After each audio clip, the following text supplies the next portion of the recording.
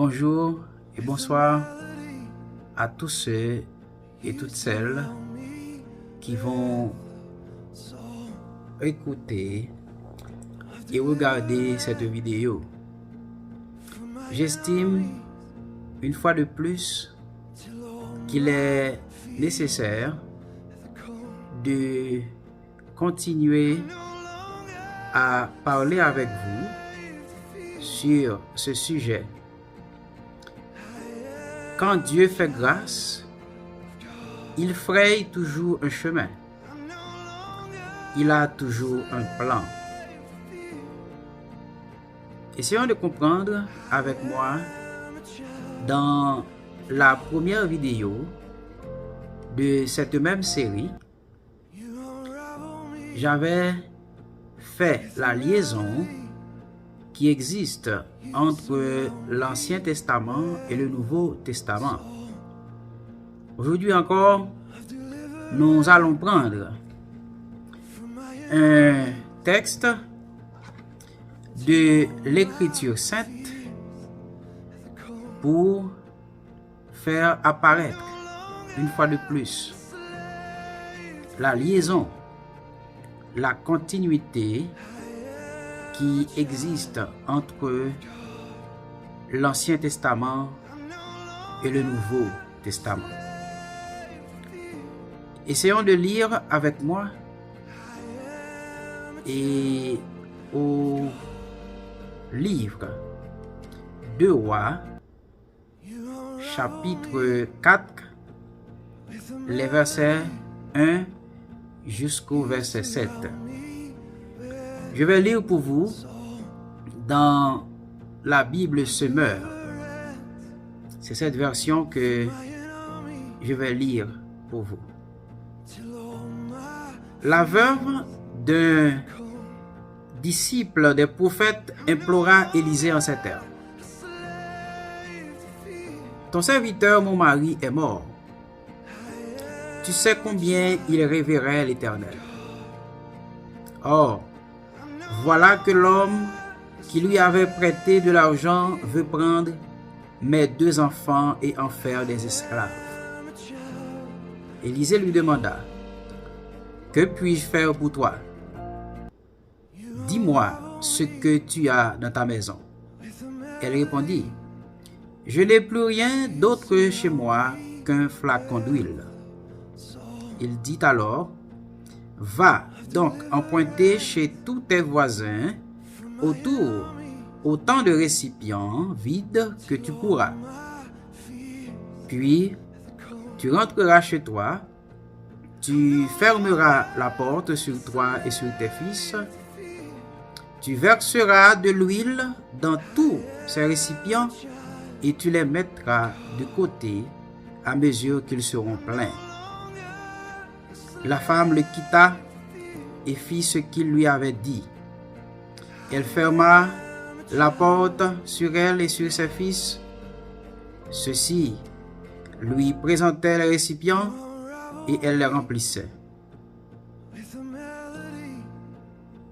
Lorsqu'ils furent tous pleins, elle dit à l'un de ses fils, « Passe-moi encore un récipient. » Mais il lui répondit, « Il n'y en a plus. » Au même moment, l'huile s'arrêta de couler.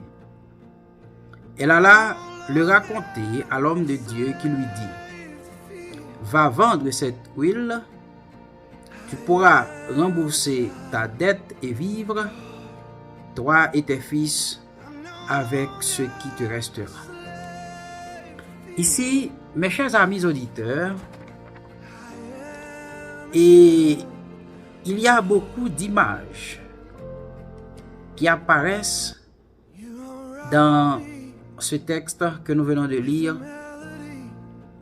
tiré dans le livre de 2 Rois, chapitre 4, les versets 1 jusqu'au verset 7. La première image que nous pouvons tirer, c'est le mari, le serviteur de Dieu qui est mort et il est absent dans la famille.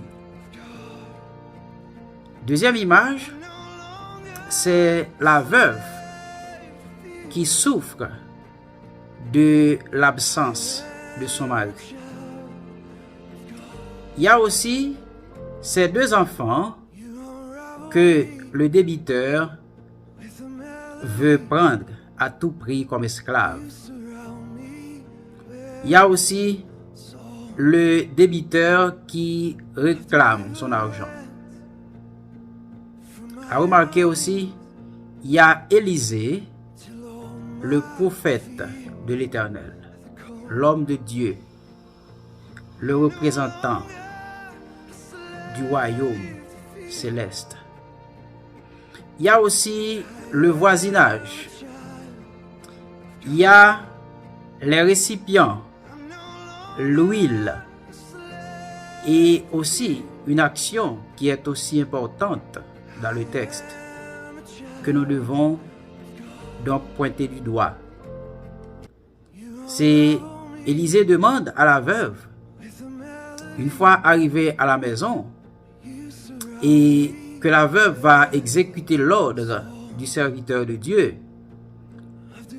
qu'est-ce qu'elle doit faire? Elle doit fermer la porte sur elle et aussi sur ses enfants. Qu'est-ce que cela veut dire?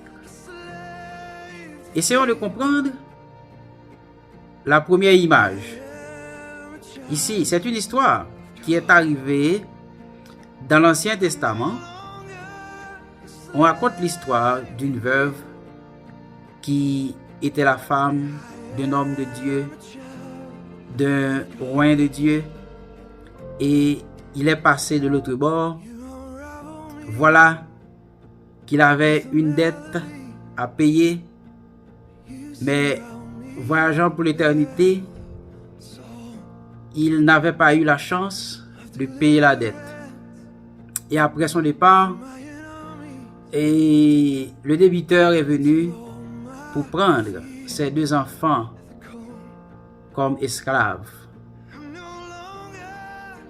Qu'est-ce que cela veut dire exactement pour nous chrétiens d'aujourd'hui et aussi pour essayer de comprendre la mission de l'évangile, la mission de Jésus dans le Nouveau Testament?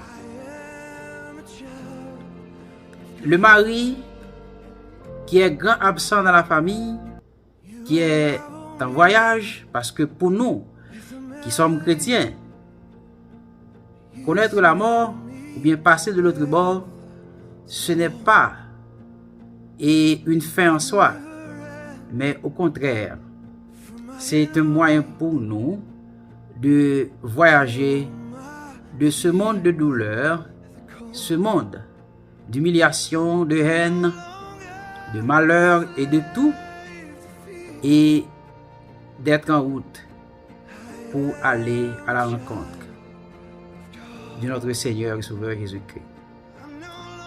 Le mari n'est autre que l'image de Jésus, qui est l'époux, le fiancé, l'époux de l'Église. La famille du serviteur de Dieu représente l'Église, qui a l'époux, la veuve, qui est la femme, l'Église, et aussi les enfants. Ces deux enfants représentent normalement les fidèles, les croyants en Jésus-Christ, qui font partie aujourd'hui de l'église locale, si vous pouvez le prendre ainsi, ou qui font partie de l'église universelle de Jésus. Parce que la Bible a une portée universelle. Donc, et il y a ici la dette. Cela concerne exactement le péché. ce que nous avons dans notre vie, ce que nous avons dans notre famille, mais qui est une dette que nous devons envers le diable Satan, envers la chair, envers le monde, qui peut en quelque sorte considérer comme une sorte de débiteur. Ici, mes chers amis, chrétiens, non chrétiens, vous qui allez écouter et regarder cette vidéo, Satan réclame toujours quelque chose. Satan réclame toujours quelque chose. Alors, vous connaissez cela plus bien que moi, que Jésus-Christ était venu sur la terre pour payer la dette de nos péchés. Parce que nos grands-parents avaient désobéi à la parole de Dieu en Éden. Et aujourd'hui, nous qui sommes les héritiers d'Adam et Ève, nous sommes tous pécheurs aujourd'hui. Jésus-Christ est venu pour payer cette dette. La dette, si vous pouvez considérer, vous pouvez dire, c'est le péché originel. C'est-à-dire le péché qui était à l'origine du virement de l'humanité. Le péché qui était à l'origine de la désobéissance de l'homme face à la volonté du Créateur. Ici, mes chers amis auditeurs, Élisée était l'image de Jésus-Christ, le représentant du comité céleste qui était là et pour apporter du secours à la veuve. Puisque l'Ancien Testament, c'est l'image des choses, mais la réalité des choses se trouve dans le Nouveau Testament. Plus tard, vous allez remarquer que Jésus-Christ va en quelque sorte venir sur la terre pour payer cette dette. Et même quand Jésus est venu pour payer la dette, ce que Paul a déclaré en 1 Corinthiens 6, verset 20, Paul a déclaré que Jésus a payé la dette de nos péchés par son sang. Et il a payé cher. Il a payé aussi cash. Il a payé cher lorsqu'il a donné son sang à la croix pour nous. Lorsque son sang a coulé sur la croix. Et ce sang-là a l'efficacité de payer la dette de nos péchés, non seulement les péchés passés, péchés présents, et aussi même dans la fin des temps, ce sang aura encore l'efficacité de purifier, d'effacer, d'exorciser et d'éradiquer le péché. Mes chers amis auditeurs,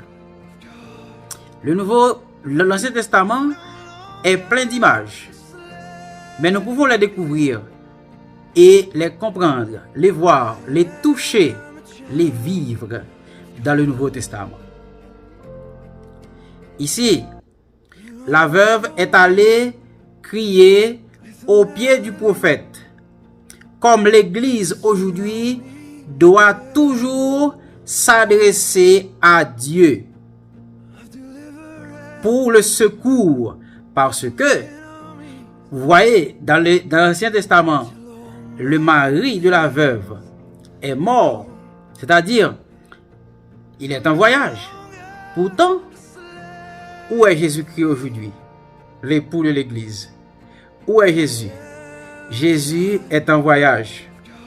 Jésus se trouve maintenant dans la maison du Père, préparant les places pour les chrétiens, préparant les places pour l'Église. Alors, le débiteur est venu pour prendre les deux enfants comme esclaves.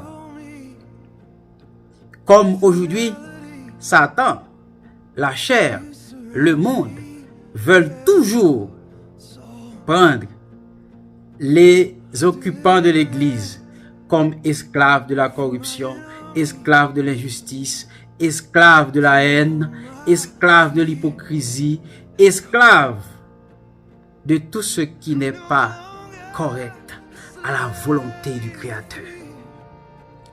Mes chers amis auditeurs, en ce midi qui s'avance, je veux toucher votre esprit pour vous faire comprendre que la dette a été déjà payée. Mais le débiteur pense que Jésus n'est pas présent aujourd'hui à travers l'Église et aussi dans le monde. C'est pour cela qu'il est venu pour prendre les enfants comme esclaves, les occupants de l'Église, les croyants, les chrétiens, les laïcs engagés, les pasteurs, les évangélistes, comme esclaves. Qu'avait fait le prophète? Il a demandé d'aller dans le voisinage et de recueillir des récipients. Ici, c'est le modèle ou bien c'est l'aspect d'évangélisation du texte. Nous ne pouvons pas rester seulement avec et la petite quantité du Saint-Esprit que nous avons, parce que l'huile ici représente le Saint-Esprit de Dieu.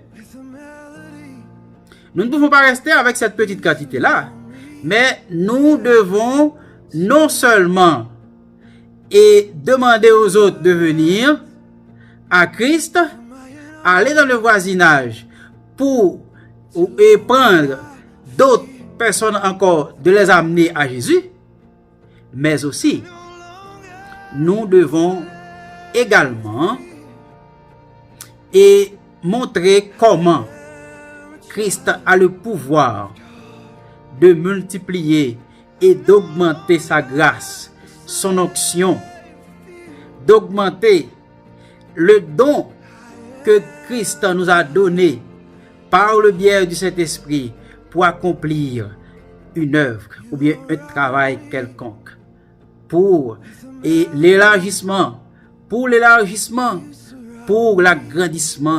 du royaume de Dieu sur la terre. Mes chers amis auditeurs, en ce midi qui s'avance, je dois vous faire comprendre que ce qui est arrivé dans le texte arrive encore aujourd'hui à l'Église et c'est une erreur grave que nous devons corriger. Il n'y a pas suffisamment de récipients, l'huile a cessé de couler. Qu'est-ce que cela veut dire? Si nous restons dans les quatre murs de l'Église, nous avons la suffisance avec la quantité de chrétiens que nous avons aujourd'hui dans les églises locales. Qu'est-ce qui va arriver?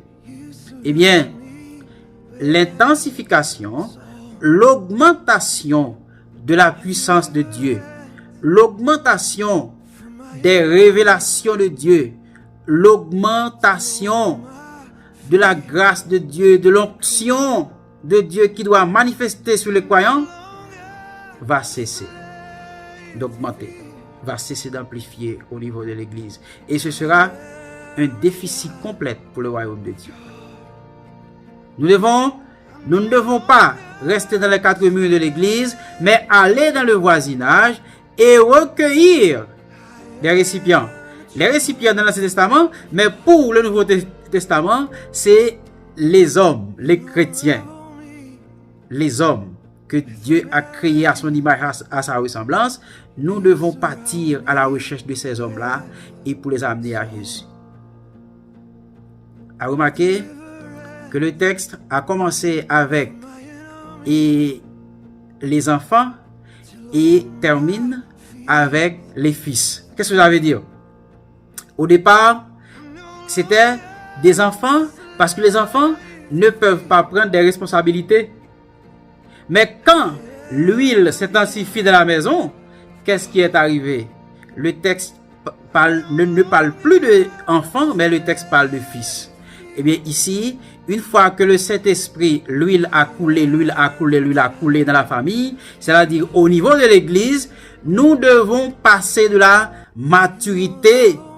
Mes chers amis, nous devons avoir de la maturité parce que le Saint-Esprit est venu même pour nous donner de la maturité, de passer du stade d'enfant de Dieu au fils de Dieu. Et plus tard, nous allons franchir l'étape de l'ami de Dieu, l'ami de l'époux.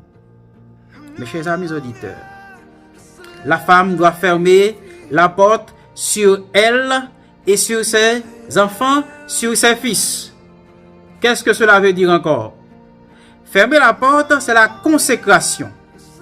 L'Église doit entrer dans une consécration profonde pour chercher la face du Créateur, et non seulement chercher la face du Créateur, développer sa communion avec le Christ Jésus, mais aussi pour conserver ce que Dieu a donné à l'Église pour l'édification des saints, pour l'édification des occupants de l'Église, qui est l'épouse de Jésus-Christ, mais aussi pour glorifier le nom de Jésus, pour élever le nom de Jésus qui est au-dessus de tous les noms.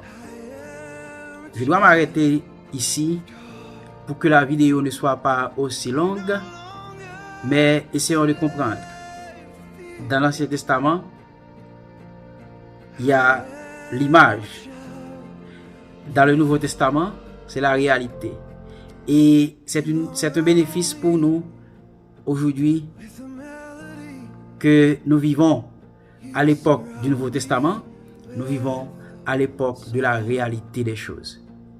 Allons ensemble pour vivre tout ce que Jésus, tout ce que le Créateur, le Dieu du ciel et de la terre, nous donne à travers sa parole, à travers l'Écriture sainte. Que Dieu vous bénisse abondamment. Merci. À la prochaine.